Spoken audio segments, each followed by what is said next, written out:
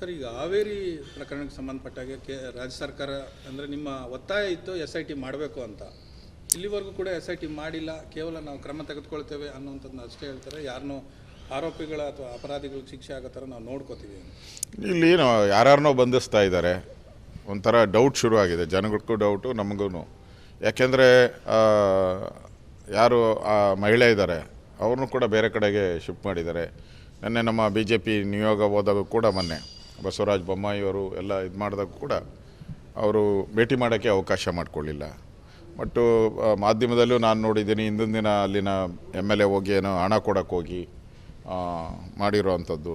ಮತ್ತು ಇದನ್ನು ಕೇಸನ್ನೇ ಮುಚ್ಚಾಕಬೇಕು ಅನ್ನೋದು ಒಂದು ರೀತಿ ಹುನ್ನಾರ ನಡೀತಾ ಇದೆ ಅಂತ ಈಗಿರೋ ಮಾಹಿತಿ. ಅದರಿಂದ ಈಗೂ ನಾನು ಬಸವರಾಜ ಬೊಮ್ಮಾಯಿಯವ್ರ ಹತ್ರ ಫೋನ್ ಮುಖಾಂತರ ಈಗ ಬೆಳಗ್ಗೆ ಮಾತಾಡಿದ್ದೀನಿ.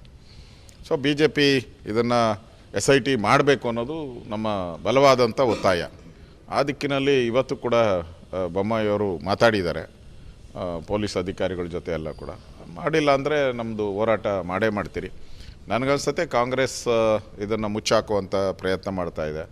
ಮೊನ್ನೆ ಬೆಳಗಾವಿಯಲ್ಲಾಯಿತು, ದಲಿತರ ಒಂದು ಶೌಚಾಲಯ ಕ್ಲೀನ್ ಮಾಡೋವಂಥದ್ದು, ಪೆಟ್ಟಿಗೆ ಕ್ಲೀನ್ ಮಾಡೋವಂಥದ್ದು, ಇದಕ್ಕೆಲ್ಲ ಸಮಸ್ಯೆಗಳಾಗಿದೆ. ಪದೇ ಪದೇ ಈ ಥರ ಅತ್ಯಾಚಾರಗಳು ನಡೀತಾ ಇರೋದು ಇವೆಲ್ಲ ನೋಡ್ತಾ ಇದೆ. ರಾಜ್ಯದಲ್ಲಿ ಕಾನೂನು ಸುವ್ಯವಸ್ಥೆ ಪೂರ್ತಿ ಕುಸ್ತೋಗಿದೆ ಅಂತ ಅನಿಸುತ್ತೆ. ಮತ್ತು ಹೇಳೋರು ಕೇಳೋರು ಯಾರು ಇಲ್ದಂಗಾಗಿದೆ ಪೊಲೀಸ್ ಇಲಾಖೆಯಲ್ಲಿ. ಒಂಥರ ಯಾರು ಏನು ಬೇಕಾದರೂ ಮಾಡ್ಬೋದು. ಈಗ ಈ ಸರ್ಕಾರ ಬಂದ ಮೇಲೆ ಶಿವಮೊಗ್ಗದ ಗಲಭೆ ಆಯಿತು, ಅದಾದಮೇಲೆ ಇವಾಗ KJಹಳ್ಳಿ DJ ಹಳ್ಳಿ ಬೆಂಗಳೂರು ಗಲಭೆಯನ್ನೆಲ್ಲ ಕೇಸನ್ನು ವಾಪಸ್ ಪಡೆಯುವಂಥದ್ದಕ್ಕೆ ನಡೀತಾ ಇದೆ, ಸಂಚು ನಡೀತಾ ಇದೆ ಅಂತ. ಒಂದು ರೀತಿ ಕಾಂಗ್ರೆಸ್ ಬಂದ ಮೇಲೆ ಈ ಥರ ದೇಶ ವಿರೋಧಿ ಚಟುವಟಿಕೆ ಮಾಡೋವಂಥವ್ರಿಗೆ ಎಲ್ಲೋ ಒಂದು ಕಡೆ ಹೇಳೋರು ಕೇಳೋರು ಯಾರು ಇಲ್ದಂಗೆ ಆಗ್ತಾ ಇರೋವಂಥದ್ದು ಗಲಭೆಗಳಿಗೆ ಕಾರಣ ಆಗ್ತಾಯಿದೆ. ಅದರಿಂದ ಕರ್ನಾಟಕದಲ್ಲಿ ಒಂದು ರೀತಿ ಕಾನೂನು ಸುವ್ಯವಸ್ಥೆ ಪೂರ್ತಿ ಕುಸಿತು ಸಿದ್ದರಾಮಯ್ಯನವರು ಒಂಥರ ನಿರಾಸಕ್ತಿ, ಯಾವುದು ಆ ಥರದ ಖಡಕ್ಕಾದಂಥ ತೀರ್ಮಾನವನ್ನು ಸಿದ್ದರಾಮಯ್ಯನವರು ತೆಗೆದುಕೊಳ್ಳದೆ ಇರೋವಂಥದ್ದು. ಮತ್ತು ಮುಖ್ಯಮಂತ್ರಿಗಳ ಗೊಂದಲ, ಸಿದ್ದರಾಮಯ್ಯ ಇರ್ತಾರ, ಸಿದ್ದರಾಮಯ್ಯ 2.5 ವರ್ಷ ಆದಮೇಲೆ ಹೋಗ್ತಾರ, DK ಶಿವಕುಮಾರ್ ಅವರು ಮತ್ತೆ ಇಲ್ಲಿಗೆ ಅಧಿಕಾರಕ್ಕೆ ಬರ್ತಾರ. ಈ ಗೊಂದಲದಲ್ಲಿ ಕಿತ್ತಾಡ್ತಾ ಇದ್ದಾರೆ. ಮತ್ತು ಉಪಮುಖ್ಯಮಂತ್ರಿಗಳು ಮಾಡಬೇಕು ಅಂತ ಸಿದ್ದರಾಮಯ್ಯನವ್ರು ಚೂ ಬಿಟ್ಟಿದ್ದಾರೆ. ಈಗ ಎಲ್ಲ ಒಂದು 7-8 ಜನನ ಒಬ್ಬ ಮುಖ್ಯಮಂತ್ರಿಯಾಗಿ ಮಂತ್ರಿಗಳು ಮಾತಾಡ್ತಾರೆ ಅಂದರೆ ಧೈರ್ಯ ಎಲ್ಲಿಂದ ಬರ್ತೈತೆ ಅವ್ರಿಗೆ? ಹೈಕಮಾಂಡ್ ಪದೇ ಪದೇ ವಾರ್ನ್ ಮಾಡಿದ್ರು ಕೂಡ ಮತ್ತೆ ಮಾತಾಡ್ತಾ ಇದ್ದಾರೆ ಮಂತ್ರಿಗಳು. ಅಂದರೆ ಮುಖ್ಯಮಂತ್ರಿ ಬೆಂಬಲ ಇಲ್ದಿದ್ದು ಯಾರು ಹಿಂಗೆ ಮಾತಾಡಲ್ಲ. ಅದರಿಂದ ಮುಖ್ಯಮಂತ್ರಿನೇ ಚೂ ಬಿಡ್ತಾ ಇದ್ದಾರೆ. DK ಶಿವಕುಮಾರ್ ಅವ್ರನ್ನ ಕಟ್ಟಾಕುವಂಥದ್ದಕ್ಕೆ ಮುಖ್ಯಮಂತ್ರಿ ಚೂ ಬಿಡ್ತಾ ಇದೆ. ಒಂದು ರೀತಿ ಅಧಿಕಾರದ ಕಚ್ಚಾಟದಲ್ಲಿ ಜನರ ನೋವು ಕಷ್ಟಗಳನ್ನು ಮರಿತಾ ಇದ್ದಾರೆ. ಕಳೆದ 8 ತಿಂಗಳಲ್ಲಿ ಒಂದೇ ಒಂದು ಅಭಿವೃದ್ಧಿ ಕಾರ್ಯನೂ ಕೂಡ ಕರ್ನಾಟಕದಲ್ಲಿ ಮಾಡಿಲ್ಲ. ಒಂದು ನಯಾ ಪೈಸೆನೂ ಕೂಡ ಹಣ ಬಿಡುಗಡೆ ಮಾಡಿಲ್ಲ.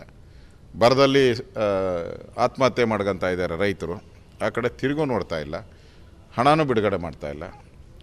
ಮುಲ್ಲಾಗಳಿಗೆ 10,000 ಕೋಟಿ ಕೊಡ್ತೀನಿ ಅಂದರು, ರೈತರಿಗೆ 100 ಕೋಟಿ. ಸುಮಾರು 65ರಿಂದ 70 ಲಕ್ಷ ಇರೋ ರೈತ ಕುಟುಂಬಗಳಿಗೆ 100 ಕೋಟಿ. ಇವರೇನೋ ಇರೋದು ಒಂದು ಸ್ವಲ್ಪ ಜನ, ಅವ್ರಿಗೆ 10,000 ಕೋಟಿ. ಆಗಲೇ 1,000 ಕೋಟಿನೂ ಬಿಡುಗಡೆ ಮಾಡೋಕ್ಕೆ ಆದೇಶ ಮಾಡಿದ್ದಾರೆ. ರೈತರಿಗೆ ಒಂದು ರೀತಿ ಕಣ್ಣಿಗೆ ಸುಣ್ಣ ಕೊಟ್ಟು ಮುಲ್ಲಾಗಳಿಗೆ ಬೆಣ್ಣೆಯನ್ನು ಹಚ್ತಾ ಇದ್ದಾರೆ. ಇದು ಭಾಳ ದಿನ ಈ ಥರ ನಡೆಯಲ್ಲ. ನಾವು ಈ ಸರ್ಕಾರದ ವಿರುದ್ಧ ಹೋರಾಟ ತಯಾರು ಮಾಡಿದ್ದೀರಿ, ಈಗಾಗಲೇ ಹೋರಾಟ ಮಾಡ್ತಾಯಿದ್ದೀರಿ. ನಾನು ಕೂಡ ಈ ಬರಕ್ಕೆ ಸಂಬಂಧಪಟ್ಟಂತೆ ಇಡೀ ರಾಜ್ಯ ಪೂರ್ತಿ ಅನ್ಯಾಯ ಆಗಿರೋದ್ರ ಬಗ್ಗೆ ಮತ್ತೊಮ್ಮೆ ಪ್ರವಾಸ ಮಾಡುವಂಥ ತೀರ್ಮಾನವನ್ನು ನಾನು ಮಾಡಿದ್ದೀನಿ. ಅದರ ಡೇಟನ್ನು ಅನೌನ್ಸ್ ಮಾಡ್ತೀನಿ. ಅವತ್ತಿಂದ ಇಡೀ ರಾಜ್ಯದಲ್ಲಿ ನಾನು ಪ್ರವಾಸವನ್ನು ಮಾಡ್ತೀನಿ.